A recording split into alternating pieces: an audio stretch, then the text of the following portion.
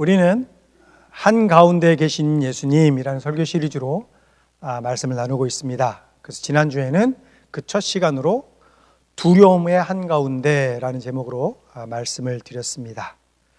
두려움의 한가운데 계신 예수님은 우리에게 평안과 기쁨을 주시고 우리의 믿음을 회복시켜 주십니다.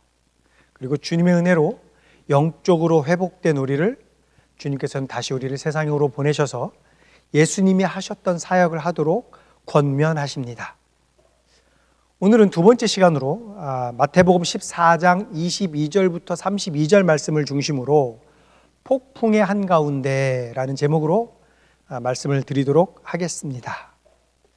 성경은 종종 우리의 삶의 고난을 폭풍으로 묘사할 때가 있습니다. 때때로 우리의 삶이 휘몰아치는 폭풍의 한가운데 있을 때 그 안에서 우리가 평안을 찾는다는 것은 참 우리 믿음의 사람들에게도 참 어려운 일입니다. 이 모든 것들을 하나님이 주관하신다는 그 믿음과 신뢰를 갖는 것이 우리 믿음의 사람들에게도 그것이 항상 쉬운 일은 아닙니다. 우리는 목사님의 설교를 통해서 또 성도들의 간증을 통해서 그리고 성경 공부를 통해서 머릿속으로 우리가 그것에 대해서 이해는 하고 있습니다. 그러나 그것들이 실제로 나의 삶의 현실로 닥쳐왔을 때 그 폭풍의 삶 한가운데에서 주님에 대한 신뢰와 믿음을 유지하는 길은 굉장히 어렵습니다. 이렇게 종종 삶의 폭풍이 우리를 덮친 것 같을 때 파도에 휩쓸려서 내가 길을 잃은 것처럼 느껴지고 나 혼자밖에 없는 것 같다고 느껴질 때 또는 상처와 고통과 슬픔 속에 빠져 있을 때 우리는 폭풍을 잠잠케 하시고 우리에게 평안을 주시는 예수님만을 바라봐야 합니다. 근데 그게 참 힘들어요. 그래서 오늘 우리가 묵상할 말씀은 제자들이 호수의 한가운데서 폭풍을 만났을 때 이제 예수님이 물 위로 걸어오셔서 제자들을 안심시키시고 용기를 주시고 그 폭풍을 잠잠케 하시는 장면입니다. 그래서 오늘은 우리 삶의 폭풍의 한가운데 계시는 예수님의 모습을 통해서 우리에게 주시는 소중한 교훈이 무엇인지 알아보도록 하겠습니다. 마태복음 14장 22절부터 32절에 나오는 장면은 이렇습니다. 여러분들도 너무나 잘 알고 있는 장면입니다. 제가 읽어볼게요. 예수께서는 곧 제자들을 재촉하여 배에 태워서 자기보다 먼저 건너편으로 가게 하시고 그동안에 무리를 헤쳐 보내셨다. 무리를 헤쳐 보내신 뒤에 예수께서는 따로 기도하시려고 산에 올라가셨다. 날이 이미 저물었을 때에 예수께서는 홀로 거기에 계셨다. 제자들이 탄 배는 그 사이에 이미 육지에서 멀리 떨어져 있었는데 풍랑에 몹시 시달리고 있었다. 바람이 거슬러서 불어왔기 때문이다. 이른 새벽에 예수께서 바다 위로 걸어서 제자들에게로 가셨다. 제자들이 바다 위로 걸어오시는 것을 보고 겁에 질려서 유령이다 하며 두려워서 소리를 질렀다. 예수께서 곧 그들에게 말씀하셨다. 안심하여라. 나다. 두려워하지 말아라. 베드로가 예수께 말하였다. 주님, 주님이시면 나더러 물 위로 걸어서 주님께로 오라고 명령하십시오. 예수께서 오너라 하고 말씀하셨다. 베드로는 배에서 내려 물 위로 걸어서 예수께로 갔다. 그러나 베드로는 거센 바람이 불어오는 것을 보고 무서움에 사로잡혀서 물에 빠져 들어가게 되었다. 그때 그는 주님 살려주십시오 하고 외쳤다. 예수께서 손을 내밀어서 그를 붙잡고 말씀하셨다. 믿음이 적은 사람아, 왜 의심하였느냐? 그리고 그들이 함께 배에 오르니 바람이 그쳤다. 자, 22절 말씀을 보면 예수님이 제자들을 재촉해서 바다를 건너가게 하셨다라고 말하고 있어요. 그럼 도대체 이 이전에 무슨 일이 있었길래 예수님이 제자들을 급하게 먼저 보내셨습니까? 여러분들도 너무 잘 아시는 또 장면이 또 하나 나오죠. 바로 이 전에 있었던 사건이 뭐냐면 예수님이 물고기 2마리와 보리떡 5개로 5,000명을 먹이신 사건이에요. 바로 이 전 사건이. 그래서 그 일을 겪은 후에 수많은 관중들이 이제 예수님께로 몰려드는 거예요. 그러자 이제 예수님이 급하게 제자들을 호수 반대편으로 보내시고 예수님을 이제 따로 기도하러 산으로 올라가신 그 장면이란 말입니다. 자, 그 장면이 지나고 나서 이제 그 물고기 2마리와 보리떡 5개로 제자들 다 먹이시고 그러고 나서 이제 제자들을 배에 태워서 보내시고 나서 그 다음에 이제 일어난 일들에 대해서 우리에게 주시는 교훈에 대해서 알아보도록 하겠습니다. 그래서 첫 번째, 예수님은 폭풍의 한가운데에서 우리를 찾아주시고 우리에게 용기를 주십니다. 폭풍 가운데 있는 제자들에게 예수님은 그들을 찾아가셨고요. 그들에게 용기를 주셨습니다. 예수님이 먼저 제자들을 배에 태워 보내시고 혼자 남아서 기도하고 계시는데요. 제자들이 이제 그 풍랑 때문에 굉장히 어려움을 겪고 있었어요. 그때 예수님이 용기를 주시고 그들을 만나 주셨다라는 거예요. 27절에서 이렇게 말했습니다. 예수께서 곧 그들에게 말씀하셨다. 안심하여라, 나다. 두려워하지 말아라. 27절 말씀을 지금 방금 읽은 걸 보면은 한국어 성경으로는 안심하여라 라고 표현을 했잖아요. 근데 우리가 영어 성경을 한번 봐보자고요. 영어 성경을 보면 여기 영어가 나와 있잖아요. 뭐라고 얘기해요? 용기를 내어라 라고 표현을 하고 있는 거예요. 안심하여라가 아니라 용기를 내어라. 격려하시는 거예요. 예수님은요, 우리의 삶이 폭풍 속에 있을 때에 우리를 찾아오셔서 그 시간을, 우리가 폭풍 가운데 있는 그 시간을 그분과의 만남의 시간으로 바꾸어 주시는 분이십니다.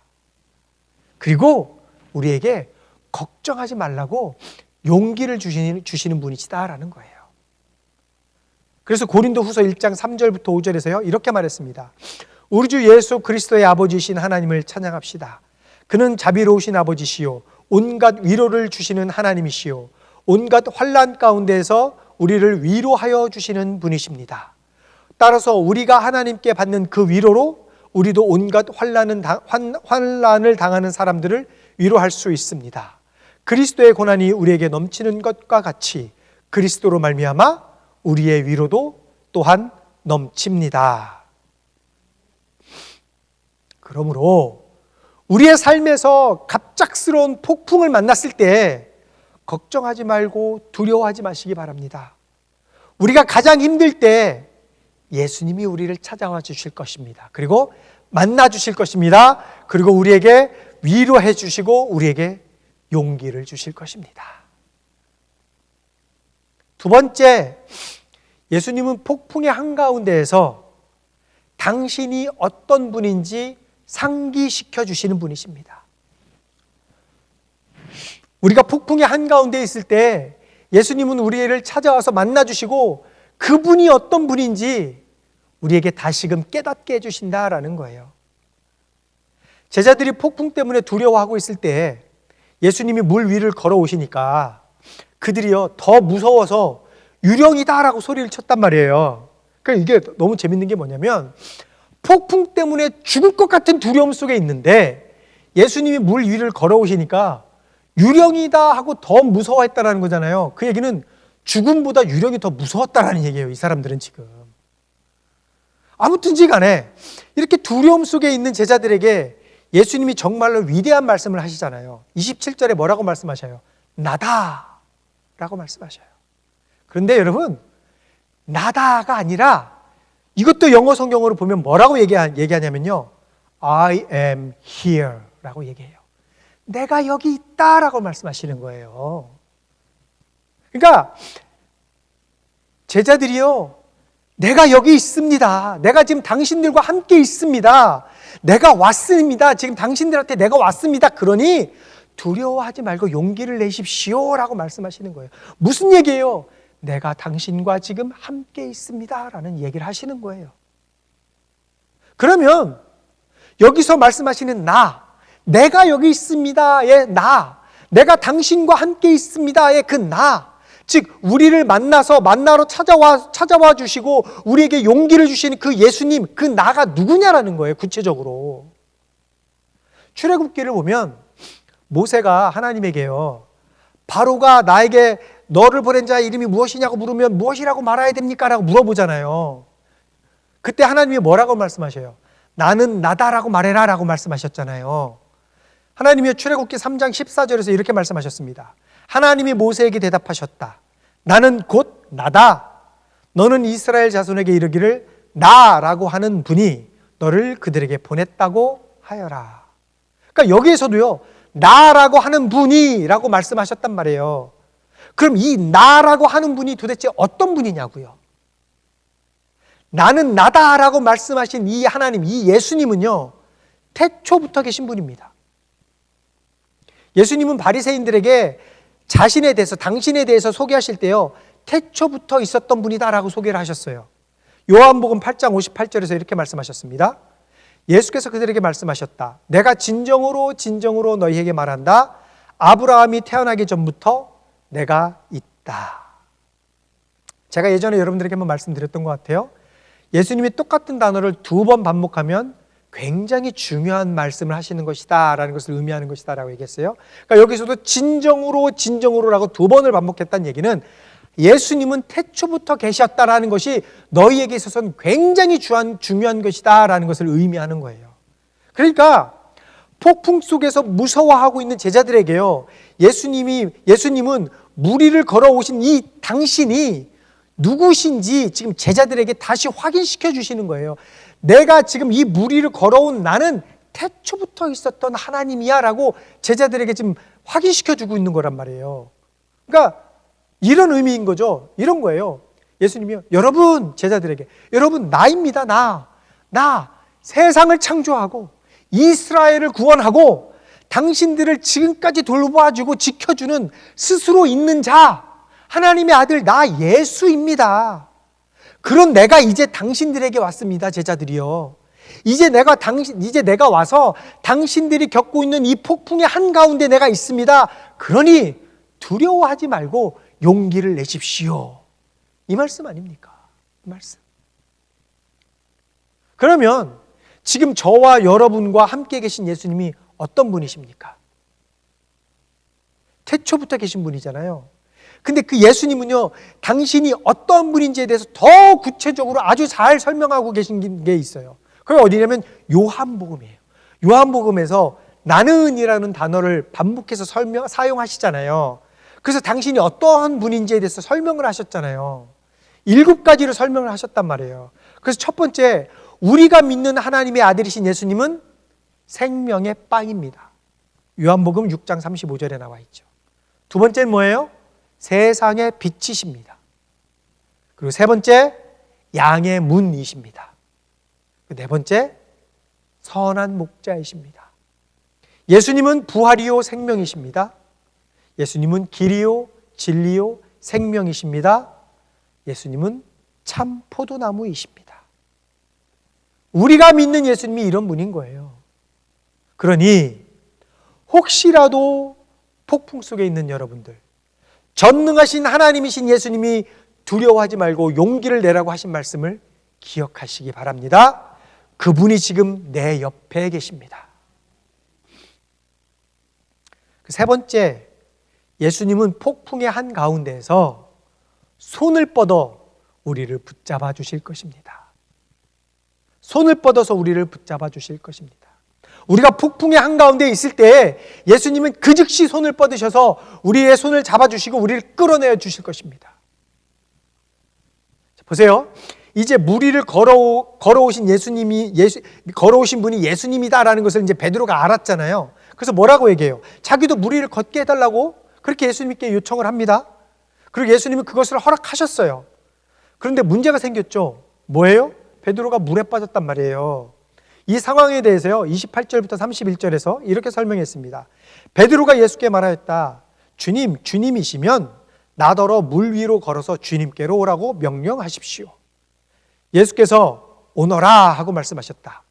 베드로는 배에서 내려 물 위로 걸어서 예수께로 갔다. 그러나 베드로는 거센 바람이 불어오는 것을 보고 무서움에 사로잡혀서 물에 빠져 들어가게 되었다. 그때 그는 주님 살려주십시오 하고 외쳤다. 예수께서 곧 손을 내밀어서 그를 붙잡고 말씀하셨다. 믿음이 적은 사람아, 왜 의심하였느냐.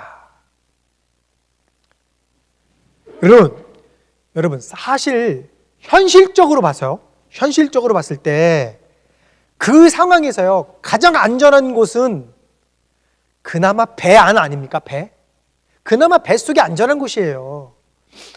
그런데 베드로는 저 물 위를 걸어오시는 분이 내가 믿는 예수님이라면 배보다는 폭풍우가 좀 몰아치더라도 예수님이 계신 바다가 더 안전할 것이다 라고 생각을 한 거예요. 여러분, 이거 얼마나 큰 믿음입니까? 굉장히 큰 믿음이에요. 예수님은요, 베드로의 이 믿음을 통해서 결국 바다를 걷게 하셨단 말이에요. 베드로는 그 믿음으로 인해서 그의 생애에 한 번도 해보지 않았던 바다 위를 걷게 되었어요. 여기까지만 놓고 봤을 때 여러분, 현실적으로 더 안전하다고 느낄 수 있는 배에서 나와서 예수님께 걸어간 베드로의 선택은 어쩌면 더 나은 선택이었을 수도 있어요. 그렇죠? 얼마나 큰 믿음입니까? 그냥 배에서 예수님 우리를 구해 주십시오라만 해도 되는 건데 용기 있게 예수님께 나아갔잖아요. 왜? 예수님이 나를 지켜주실 것을 나는 믿습니다 하고. 그런데 무슨 일이 생겼어요? 베드로가 실수를 해버린 거예요. 실수를. 분명히 베드로는 믿음으로 물 위를 걷기 시작했습니다. 예수님을 바라보며 용감하게 걷기 시작했습니다. 그런데 파도가 심해지니까 예수님을 바라보던 시선이 풍랑을 바라보던 시선으로 그렇게 바뀌었잖아요. 그 바람에 그는 물에 빠져버렸고 다급하게 예수님께 도움을 청하게 된 거잖아요. 그때 베드로가 믿음으로 예수님을 바라보고 예수님을 향해서 걸어가다가 한 번의 실수로 바다를 바라봄으로 인해서 그 물속에 빠져버렸을 때 예수님은 그 자리에 계셨다라는 거예요. 그리고 그 즉시 손을 뻗어서 그를 구원하셨다라는 겁니다. 여러분, 우리가 신앙생활을 하다 보면 세상에서의 폭풍 때문에 예수님에게 고정되었던 나의 시선이요, 잠시 풍랑을 바라볼 때가 있습니다. 어느 누구든지 그럴 수 있어요. 여러분, 사탄은 그 순간을 놓치지 않고 우리를 폭풍 속으로 더 깊이 빠져들게 해버립니다. 그때 우리는 자기 힘으로 빠져나오려고 폭풍 속에서 허우적대지 말고요, 베드로처럼 가능한 빨리 예수님께 도움을 청해야 한다라는 거예요. 그러면 예수님이 우리의 부르짖음에 즉각적으로 응답하실 것입니다. 즉각적으로 손을 뻗어서 우리를 거기서 건져내 주실 것입니다. 그리고 의심하지 말라라고 말씀하시고 다시 믿음을 갖고 용기를 내라고 우리를 격려해 주실 것입니다. 우리가 폭풍 속에 있을 때 예수님은 그 폭풍 위를 걸어오실 것입니다. 그리고 그 폭풍의 한가운데서 우리를 격려해 주시고 우리의 손을 잡아주실 것이다 라는 말입니다. 말씀을 맺겠습니다. 사탄은 우리의 믿음을 침몰시키려고 폭풍을 통해서 우리를 위협합니다. 질병, 죽음, 경제적인 문제, 인간관계, 자녀와의 갈등, 부부간의 갈등 등을 통해서 우리를 계속해서 괴롭게 합니다. 우리가요, 이런 일을 계속해서 겪다 보면 하나님을 원망하고 싶어질 때도 있습니다. 그래서 우리는 이런 폭풍우가 빨리 지나가게 해달라고, 빨리 없어지게 해달라고 기도합니다. 그런데 여러분, 중요한 거는요, 이 폭풍이라는 것이 이 사건의 핵심이 아니다라는 거예요. 우리 삶에 있어서 폭풍은요, 현실적으로 두렵고 무서운 거죠. 아주 두렵고 무섭고 만나고 싶지 않은 거죠. 당연합니다. 제자들은 아마도 자기들이 이 폭풍에서 살아남지 못할 것이라고 생각했을 수도 있습니다. 그런데 요점은요, 폭풍에서 살아남는 것이 요점이 아니에요. 요점은 뭐냐면 내가 지금 누구와 함께 있는가가 요점인 거예요. 우리는요, 예수님과 함께 있어요. 그리고 예수님은요, 우리 삶의 폭풍우를 잠잠케 하실 수 있는 분이십니다. 그리고 진짜로 예수님은 그 폭풍을 잠재우셨잖아요. 32절, 그리고 그들이 함께 배에 오르니 바람이 그쳤다. 여러분, 우리가 기억해야 할 것은요, 예수님은 우리의 폭풍을 제거해 주셔서 우리가 안락한 삶을 살게 해주려고 우리에게 오신 것이 아니라요, 우리의 영혼을 구원하려고 오셨다라는 거예요. 우리의 삶의 안녕과 평안을 위해서 이 세상에 오신 게 아니다라는 거예요. 우리의 삶에 있어서 몰아치는 이 폭풍들은요, 가히 위협적입니다. 가히 우리가 빠질만 하고 넘어질만 한 만큼 큰 폭풍입니다. 그러나 기억하시기 바랍니다. 폭풍은 오히려 우리가 예수님을 만나는 기회입니다. 우리의 삶에서 역경을 겪을 때, 우리의 삶의 끝자락에 서 있을 때 우리는 예수님의 위로와 격려를 경험할 수 있습니다. 그리고 그것들이 우리의 믿음을 더욱더 깊게 해줄 것입니다. 베드로가 물 위로 예수님께 걸어갈 때요, 예수님은요 그 폭풍을 잠잠케 해서 베드로가 쉽게 예수님께 걸어오도록 할 수도 있었어요. 그렇지만 그렇게 하지 않으셨습니다. 예수님이 원하셨던 것은 뭐냐면 어떠한 폭풍에도 흔들리지 않는 믿음으로 당신께 나오는 거예요. 그렇다면 우리의 삶에서 폭풍과 큰 파도가 닥쳤을 때 폭풍 위에서, 파도 위에서 서핑하듯이 오히려 그 파도를 타면 예수님께 나아갈 수 있지 않겠습니까? 파도 속에 있으면 어려움이 있지만 우리가 그 파도를 타면 우리는 예수님께 나아갈 수 있습니다. 그 파도로 인해서. 파도가 크면 클수록 예수님께 다가가는 속도는 더 빨라질 것입니다. 그렇다면 여러분은 파도 위에서 그 파도를 타는 사람입니까? 아니면 파도 속에 있어서 그 폭풍 때문에 무서워서 물속에 가라앉고 있는 사람입니까? 여러분은 예수님을 바라보고 있습니까? 폭풍을 바라보고 있습니까? 베드로를 물 위로 걷게 하신 바로 그 예수님께서 우리에게도 손을 내밀어서 우리를 붙잡아 주실 것입니다. 우리의 폭풍의 한가운데 계셔서 우리를 꼭 붙잡고 계시는 그 예수님의 손을 놓치지 않는 여러분이 되시기를 예수님의 이름으로 축복합니다.